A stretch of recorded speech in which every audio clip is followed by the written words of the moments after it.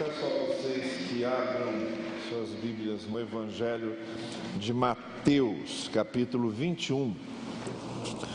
Evangelho de Mateus, capítulo 21, nós vamos fazer a leitura a partir do verso 12 até o verso 17, que é o texto sobre Jesus purificando o templo e expulsando os vendilhões do templo.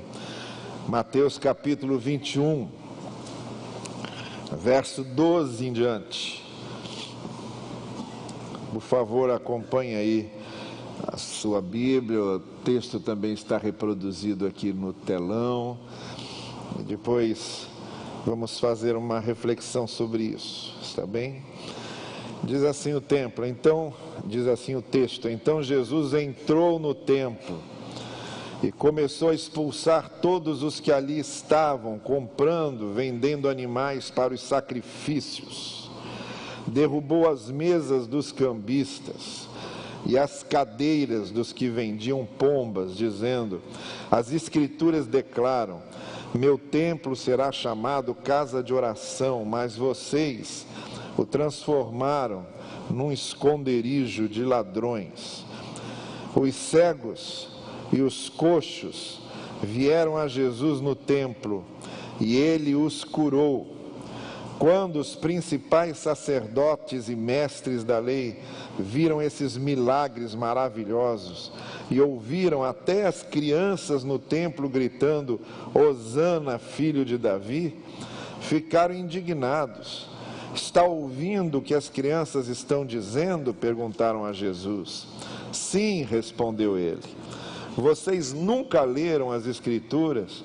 Elas dizem: ensinaste crianças e bebês a te dar louvor.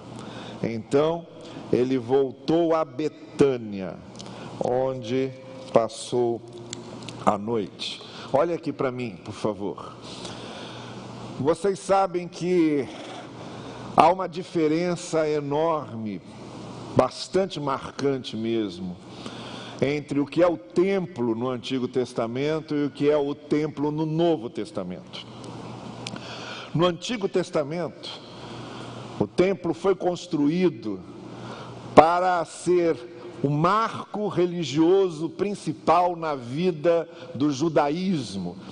Então, na capital de Jerusalém, quando foi erguido o templo de Salomão por Salomão, durante o seu reinado, depois esse templo foi derrubado na invasão dos babilônios e Nabucodonosor, foi reconstruído na época de Herodes, que é esse templo que nós temos aqui agora, o templo que foi reconstruído quando voltaram do cativeiro egípcio, onde o profeta Ageu desperta as pessoas para participarem da reconstrução do templo. Ainda foi algo muito tímido. O templo mesmo maior, com uma glória quase semelhante ao templo salomônico, foi feito na época de Herodes. Herodes era assim uma pessoa meio megalomaníaca, então ele, além de reconstruir e de reformar todo o templo, ele fez um pátio que era 5 vezes quase maior do que o templo. E é esse templo em que Jesus entrou. Mas o templo no Antigo Testamento era a representação máxima da presença de Deus. Então, se eu quisesse estar na presença de Deus, eu tinha que ir ao templo. Se eu quisesse sacrificar ao Senhor, os meus sacrifícios deveriam ser feitos no templo. E mesmo se eu estivesse fora de Jerusalém e quisesse orar, eu tinha que fazer como Daniel, abrir as janelas do quarto para os lados de Jerusalém. Porque mesmo fora de Jerusalém, na minha mente, Deus continuaria ali em Jerusalém, no templo, porque o templo no Antigo Testamento era a representação única, exclusiva da presença de Deus. E aí quando a gente chega no Novo Testamento, isso muda. Porque aí o Senhor Jesus Cristo, por exemplo, ele nunca pregou no templo. Essa foi talvez a vez mais marcante de uma passagem de Jesus pelo templo. Ele esteve no templo algumas vezes, provavelmente na época da Páscoa, que é quando nós sabemos que ele ia a Jerusalém. Jesus não morava em Jerusalém. A maior parte do seu ministério Jesus pregou na Galileia, que era uma outra região ao norte, pregava nas cidades e aldeias da Galileia. Foi a Jerusalém durante o seu ministério apenas 3 vezes. Dessas vezes, provavelmente, ele passou pelo templo, sim. Essa foi a última vez em que ele esteve lá, quando ele expulsa os vendilhões do templo. Já está às portas de ser entregue, julgado e morto. Foi no início da mesma semana em que ele seria julgado e morto. Mas na grande maioria do ministério de Jesus, ele não era um homem de templo, ele era um homem das aldeias, ele era um homem das cidades, ele era um homem das ruas. Jesus não vinha de uma descendência sacerdotal, ele não era da tribo de Levi. Jesus descendia de Davi, que não era sacerdote, era rei. Então, o ministério de Jesus foi independente do templo. Depois, os próprios apóstolos também frequentavam o templo, mas a grande maioria da pregação do Evangelho, os grandes prodígios feitos por Deus através dos apóstolos, foi fora do templo. Até que finalmente aparece o apóstolo Paulo, quando então ele vai criar uma cisão definitiva, um rompimento definitivo da fé cristã com o judaísmo. E mais ainda, ele vai dizer: olha, nós queremos ganhar os gentios para o Evangelho, porque os judeus não creem, eles rejeitaram a Cristo, rejeitam o Evangelho, então nós vamos aos gentios. E aí então é que se distanciou ainda mais a ideia do templo como única presença de Deus. É o apóstolo Paulo que vai dizer que o templo agora verdadeiro da presença de Deus não é mais um edifício, mas somos nós.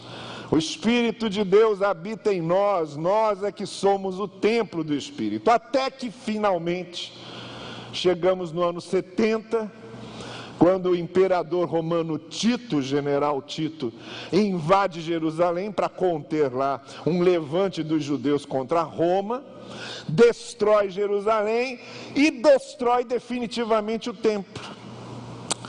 Jerusalém foi destruída naquela época, vejam, no ano 70 depois de Cristo, e os judeus desde lá ficaram sem pátria.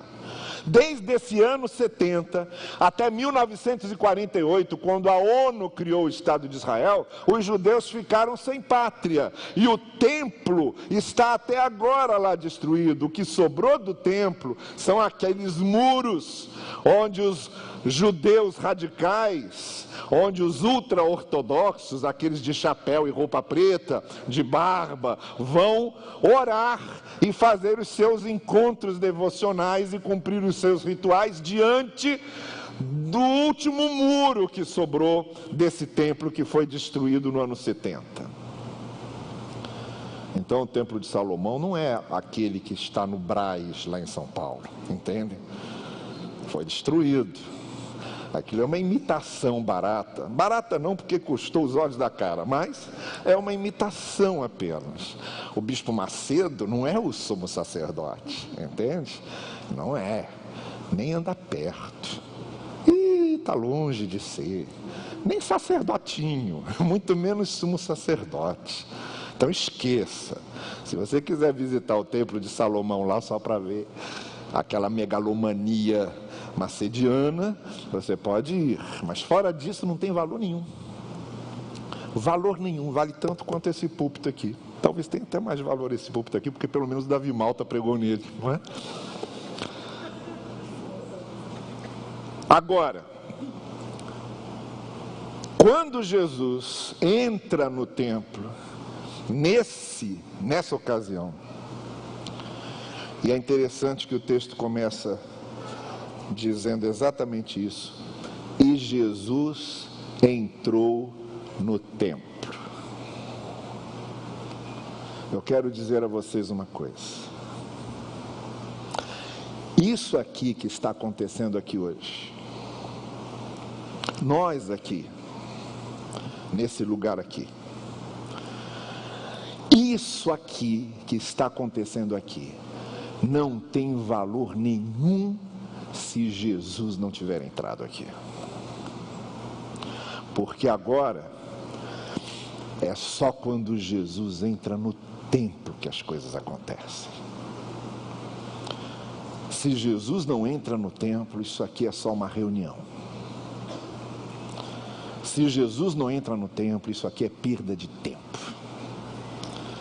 Se Jesus não está aqui, nós estamos apenas dentro de um edifício, mais nada.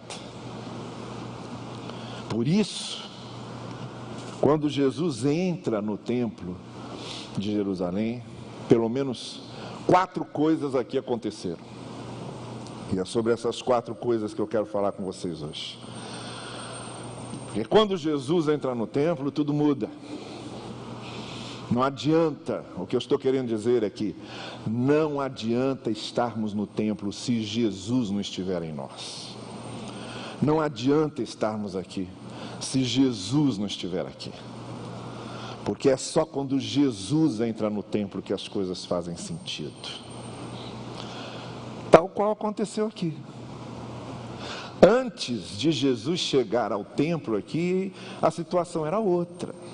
Mas depois que ele entrou, aconteceram algumas coisas que mudaram todo o dia, o lugar e a história daquelas pessoas. A primeira coisa que aconteceu aqui, quando Jesus entrou no templo, ele mostrou que o que estava acontecendo ali era uma religiosidade vazia e inócua.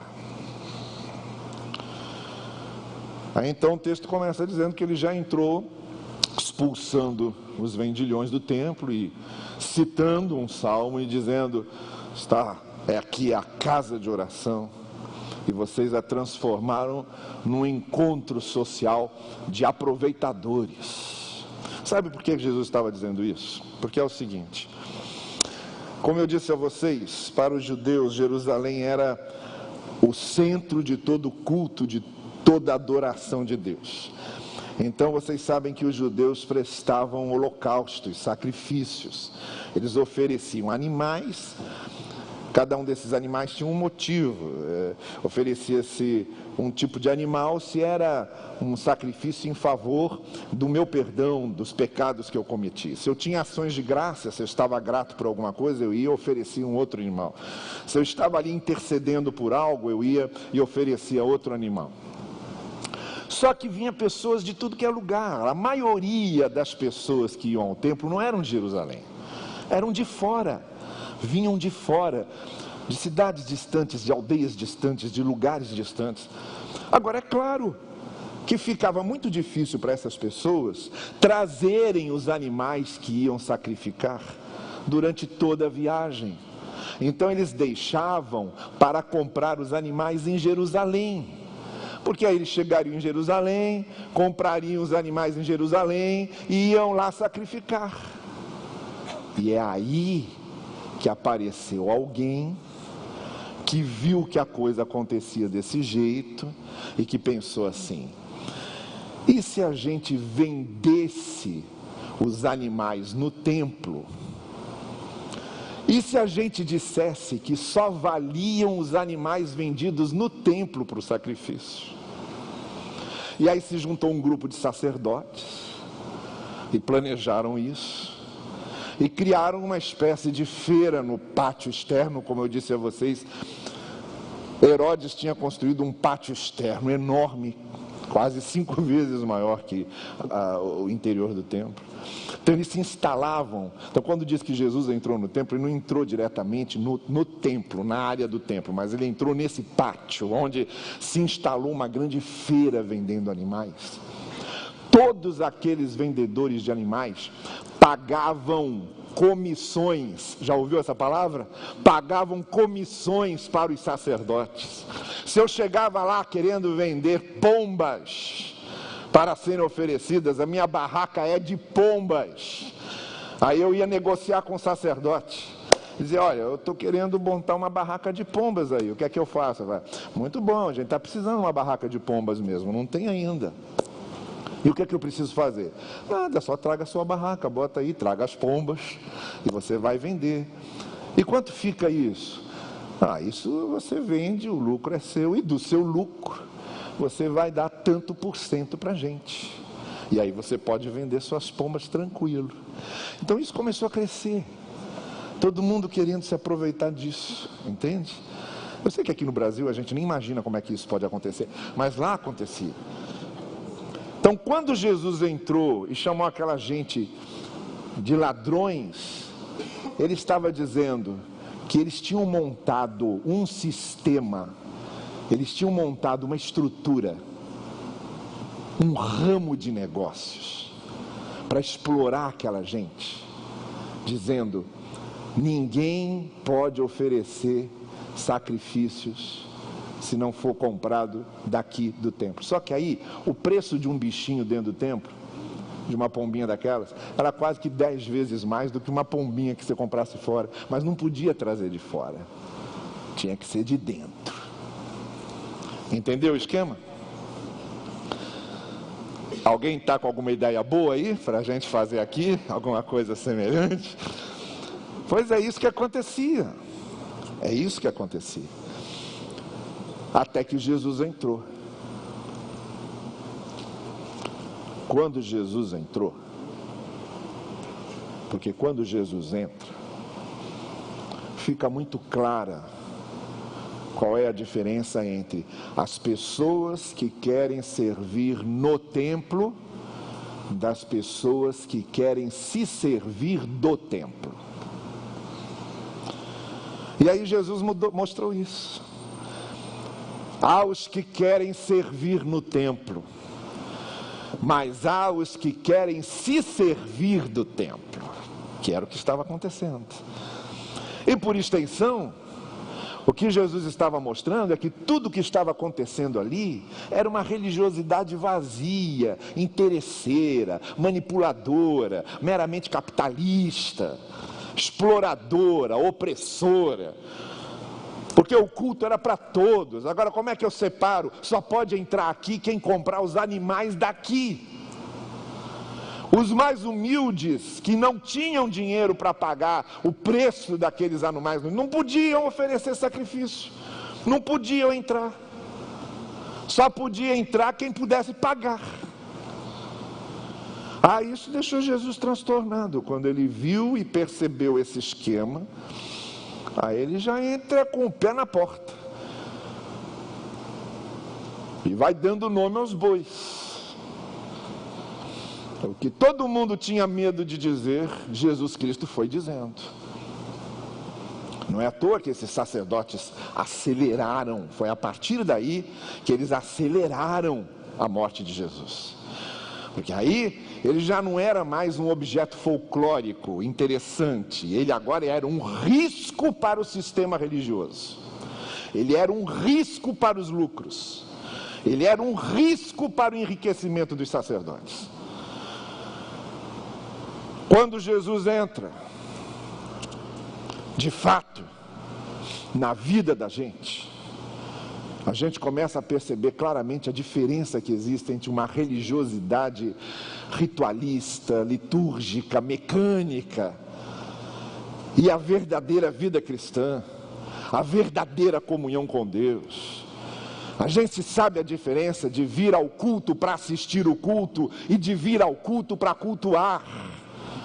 A gente sabe a diferença entre fazer parte de um auditório e ficar assistindo como se assiste a um programa de televisão, e o que é um coração quebrantado, um coração contrito. A gente sabe a diferença que existe entre alguém que vem só para ouvir uma boa música ou uma boa palavra, e a pessoa que vem para ouvir Deus falar com ela, para abrir o coração para o Senhor falar com ela. Mas isso só acontece quando Jesus entra no templo.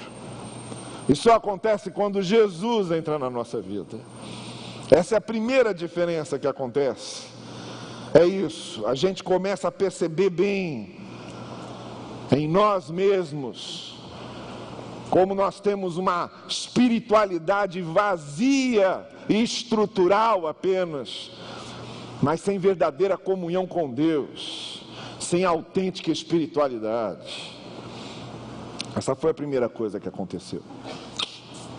A segunda coisa que aconteceu vem nos versículos seguintes. O Senhor Jesus começou a curar as pessoas. A vida das pessoas começou a ser transformada. Jesus começou a mudar a vida daquela gente. Porque quando Jesus entra no templo, as nossas vidas começam a ser transformadas. Enquanto a gente está só participando de uma liturgia, enquanto a gente está participando só de um ritual, enquanto a gente está participando de um culto só, a gente entra e sai do mesmo jeito. A gente entra e sai como entrou. A gente entra e sai da mesma maneira, com o mesmo vazio, com o mesmo medo, com a mesma dúvida, com a mesma inquietação, com a mesma incredulidade. A gente só veio à igreja e só, mais nada. Mas quando Jesus entra no templo, a gente sai com a vida transformada. Porque na presença de Jesus as coisas se transformam. Aqui, quando Jesus Cristo foi curando pessoas de enfermidades, não significava que Jesus veio fazer só isso, porque ele não veio fazer só isso.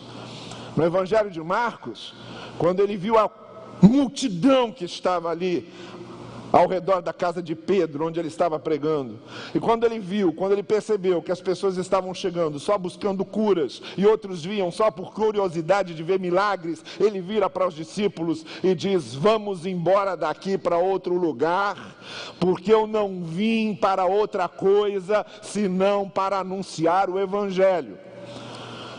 Se eu estou me transformando num mágico, se estão me vendo aqui como um feiticeiro, se estão me tratando aqui como um pajé, não vim para isso.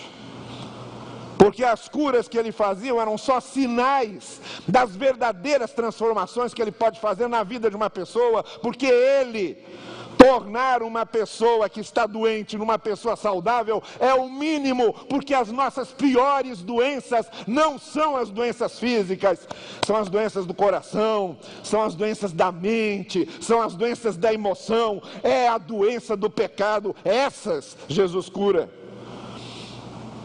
Jesus veio para transformar vidas. Mas quando estamos aqui participando de um culto sem Jesus, nada acontece. Sairemos da mesma maneira como entramos, porque só quando Jesus entra no templo é que as transformações acontecem. E aí ele vai nos mostrando o que a gente não gosta de ver. Porque antes de nos transformar, Jesus mostra quem somos e o que a gente não gosta de ver. E aí ele mostra o que precisa mudar. Ele mostra nossas fragilidades, ele mostra nossas fraquezas, ele mostra nossos erros, mostra nosso temperamento, mostra nossa natureza. E ele deixa bem claro: se eu não transformar isso vai acabar com você, isso vai afundar você. Mas a gente não gosta de ver. A gente sempre tem uma visão muito boa e otimista a respeito da gente mesmo. Tem um auto-engano que vai conduzindo a gente sempre. E não vemos nossas verdadeiras fragilidades. Eu estou numa dieta agora, porque finalmente eu me vi. Sabia? Eu estou numa dieta agora por que o senhor resolveu emagrecer agora? Por causa de uma ilusão de ótica que eu tive. Eu estava aqui no shopping, no Center Shopping, aí subi uma escada rolante, estava subindo a escada rolante e tem uma parede de vidro, não é exatamente um espelho, é um vidro que faz um reflexo. Aí eu estou subindo, olho e falo assim: pô, Jussara vive dizendo que eu estou gordo. Gordo é aquele cara que está subindo ali naquela escada. Eu sou o homem, para quem não sabe, eu sou o homem mais distraído do mundo. Então fui subindo e olhando, aquilo ali é que é gordo.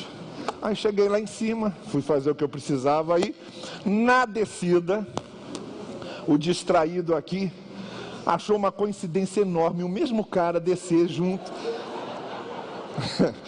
E olhei de novo, mas aí eu comecei a perceber que ele estava vestido igual a mim.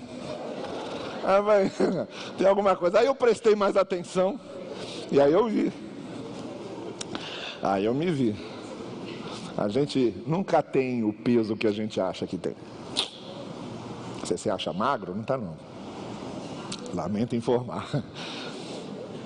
Não, eu não afundo sozinho não, eu levo muita gente comigo.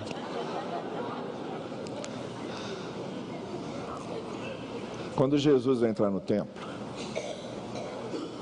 ele mostra quem somos. Ele mostra quem somos. E quando Jesus mostra quem somos, a gente começa a sentir uma angústia muito grande. Porque não há ninguém que descubra quem é, que não fique angustiado. E comece a necessitar urgentemente do perdão de Deus. Comece a necessitar urgentemente da misericórdia de Deus. A gente começa a ver, eu sou isso, então só a graça de Deus. Eu sou isso, então eu preciso mesmo é da misericórdia do Senhor. É assim que acontece. Mas só quando Jesus entra no templo, aí as nossas vidas são transformadas. A terceira coisa que aconteceu é que as crianças começaram a louvar Jesus e a dizer: Hosana, filho de Davi.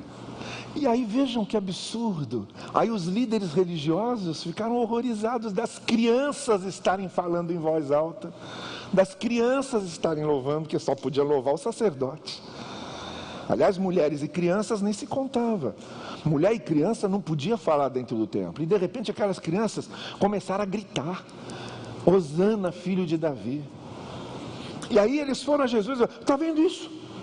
Olha o que essas crianças estão dizendo. Olha o que elas estão falando. Aí quando eles acharam que Jesus ia dar uma desculpa, dizendo: coitadinhas, são crianças. Não, Jesus diz, no Salmo 8, versículo 2, está o texto que Jesus citou: crianças e bebês louvarão ao Senhor. Sabe o que quer dizer isso? Olha, não há louvor mais sincero, verdadeiro, autêntico do que de uma criança. A gente sabe que as crianças são sinceras e autênticas quando falam. A gente às vezes até passa vergonha com nossos filhos por causa da sinceridade e da autenticidade. Uma vez uma mãe estava comentando comigo que passou uma vergonha quando recebeu uma visita, porque o filho chegou na mesa e falou: o que é que tem toalha lavada hoje no banheiro? Aí passou uma vergonha doida. As crianças é assim. E aí o Senhor Jesus diz: as crianças estão louvando porque elas têm os corações puros, sinceros. E o que o salmista está dizendo lá atrás é que das crianças virão o louvor mais puro. Quando Jesus entra no templo, a gente consegue louvar com sinceridade. Só quando Jesus entra no templo e a gente tem uma experiência verdadeira e autêntica com o Evangelho, é que o nosso louvor se torna sincero, é que a nossa adoração é de coração. Porque se Jesus não entra no templo, nós somos uns mascarados, a gente camufla tudo, a gente se mascara. As pessoas que estão aqui vendo a gente cantar, elas nem imaginam o que é que a gente faz. E o nosso louvor é isso, é esse mascaramento, essa camuflagem, essa fantasia. Mas quando Jesus entra no templo e transforma as nossas vidas, aí o nosso coração é sincero quando louva. Porque a gente sabe que Deus nos conhece e sabe que para Deus não adianta fingir. Para os outros a gente pode fingir uma série de coisas. Para os outros a gente pode fazer riso quando quer chorar, ou fingir choro quando não está triste, na verdade. Mas para Deus não tem como. Para Deus é o seguinte: ou a gente está louvando sinceramente aqui, e Ele vê nosso coração, ou o que a gente está fazendo aqui não serve nada para Ele. E Ele pode ver o coração. Eu não posso, o coral aqui não pode, você não pode, nós não vemos os corações uns dos outros, mas o Senhor vê. Então, como é que a gente consegue louvar com sinceridade a Deus, se Ele vê nosso coração e conhece nosso coração? Só tendo um coração transformado por Ele. Só tendo um coração sincero, não tem outro jeito. Ou a gente tem um coração verdadeiramente adorador, sincero, ou estamos aqui adorando com sinceridade, ou não dá certo, porque Deus não se deixa enganar. A única maneira de Deus aceitar nosso louvor é o nosso coração estar realmente louvando. Mas isso só acontece quando Jesus entra no templo.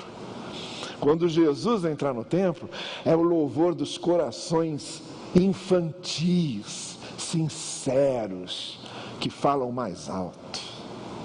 E aí, Deus aceita o nosso louvor, porque Ele está vendo o que acontece no nosso coração.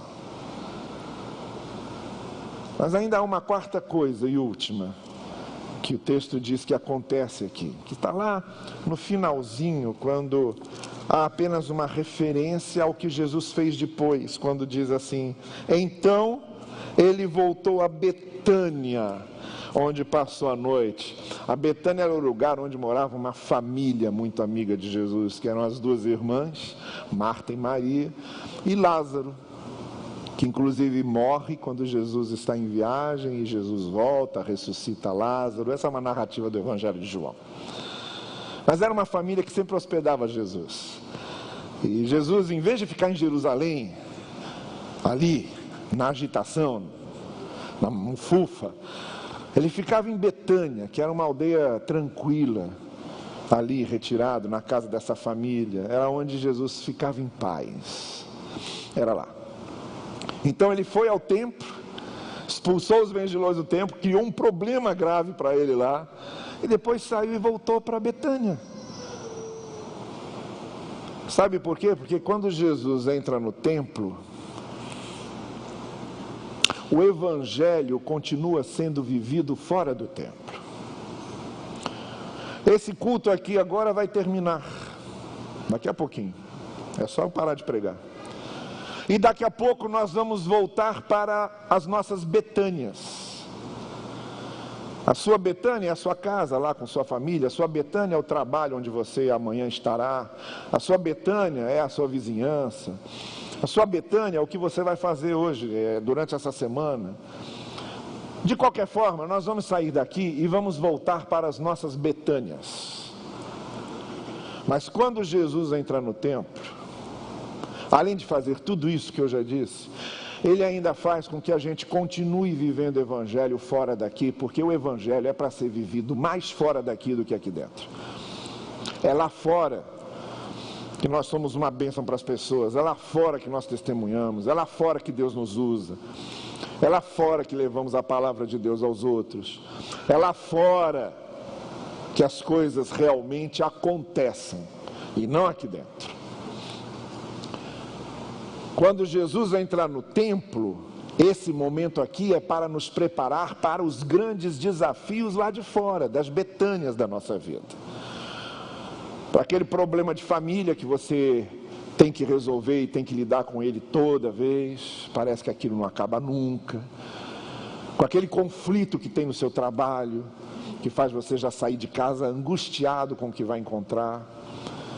Com as pressões financeiras que a gente vive, com as deficiências orçamentárias que temos, com o problema do desemprego, com as crises nossas, pessoais, são as nossas Betânias.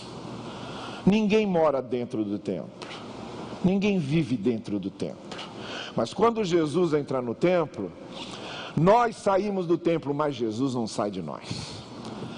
Nós saímos do templo e Jesus continua aqui dentro. E vamos viver o Evangelho nas nossas Betânias. Lá onde o Evangelho tem que ser vivido. É isso que acontece quando Jesus entra no templo. Entende que isso aqui não pode ser só um culto, isso aqui não pode ser só um prédio, isso aqui não pode ser só um templo. É preciso que Jesus esteja na nossa vida.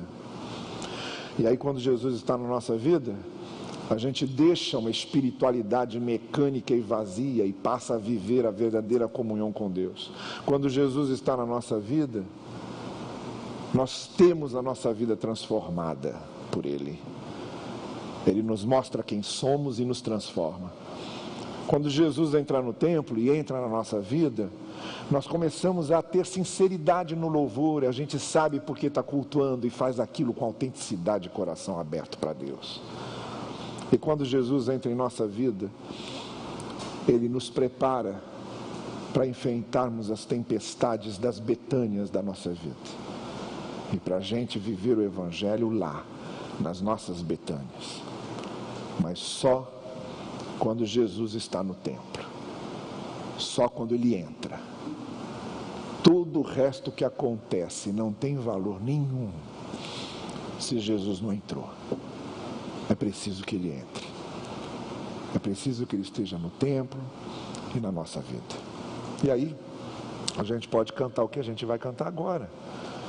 Que diz, sou feliz com Jesus. Você quer uma confissão de fé mais verdadeira, mais autêntica, de alguém que não vive só no templo, mas que fez da sua vida o templo de Jesus, do que essa de dizer, sou feliz com Jesus. Vamos ficar em pé e vamos cantar, e com este hino nós vamos caminhando assim para o final do nosso culto.